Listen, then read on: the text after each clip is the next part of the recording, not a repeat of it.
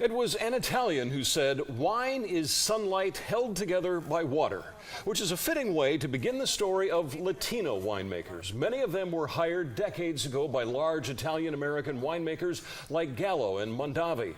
But many have now made their way from the vineyards to the tasting rooms and are now sampling their own wine to a growing Latino consumer market. A husband and wife team are now promoting the love affair between the fast-growing market of Latino wine consumers and Latino winemakers through a unique business they call Vino Latino. It takes many hands to make one bottle of wine. And for decades, the hands at the beginning of the process have been Latino laborers in California's most robust vineyards. Mario Bazan arrived in 1973 and picked grapes for Robert Mondavi. All these that I have now is because the people that I work with, my ex-bosses, or the owners, San and me, that I really was, putting soul and heart into my work, and so they immediately want to support me. After years of field labor, then managing fields, then learning the art of winemaking, Bazan has a critically acclaimed label of his own. He is one of several stories that captivated Ramon and Becky Sandoval, who started a company that promotes Vino Latino. I started, to venture into researching the Latino winemakers, in which I wanted to have their, I didn't see there was a lot of Latino wines out in the market. I think Ramon just saw a need to connect the Latino winemaker with the Latino consumer, because Latinos are the fastest growing wine consumer group in the United States today. But historically, beer and hard spirits are more popular in Latino tradition.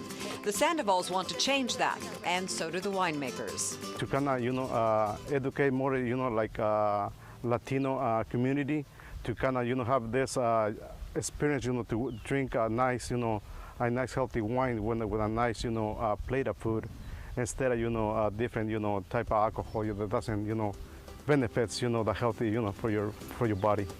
Fernando Candelario never worked in the fields. He started in bottling, but he was fascinated with the chemistry of making a healthy wine. He was inspired by Robert Mondavi and said his wine is called Voces, Spanish for voices, to reflect the many mentors he's had and how each has helped him be a better winemaker. Boys here in Napa Valley, there is always opportunity when someone is, behind you to kind of, push you to believe dreams can come true. Yeah, so that's Voices. The largest Latino voice in winemaking may be Gustavo Brambilla. He's been the trailblazer for Latino winemakers, a mentor to many. And if you recognize the name, you may have caught him portrayed in the movie Bottle Shock, which chronicles that watershed moment in 1976 when Napa wines beat French wines at a blind tasting in Paris. To Gustavo Brambilla. I happened to be at the right place in the right time. There was hardly any Latino winemakers. Brambilla says Vino Latino is not only reaching out to new consumers, but connecting Latinos to their culture through wine. It brings a happy heart to me.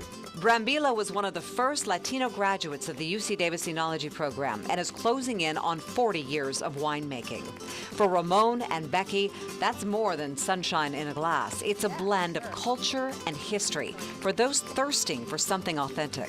I think in this corporate world, everything is just so manufactured that I think people are excited to know that there's a real story behind that bottle.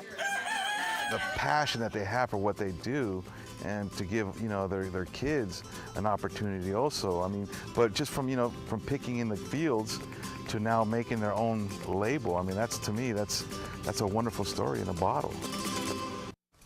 Vino Latino features wines from Lodi, Paso Robles, Sonoma, Napa, even Guatemala and New York. And the focus is on wine education, tours, private tastings, in-home tastings, but they also run a wine club with selected labels for club members delivered quarterly.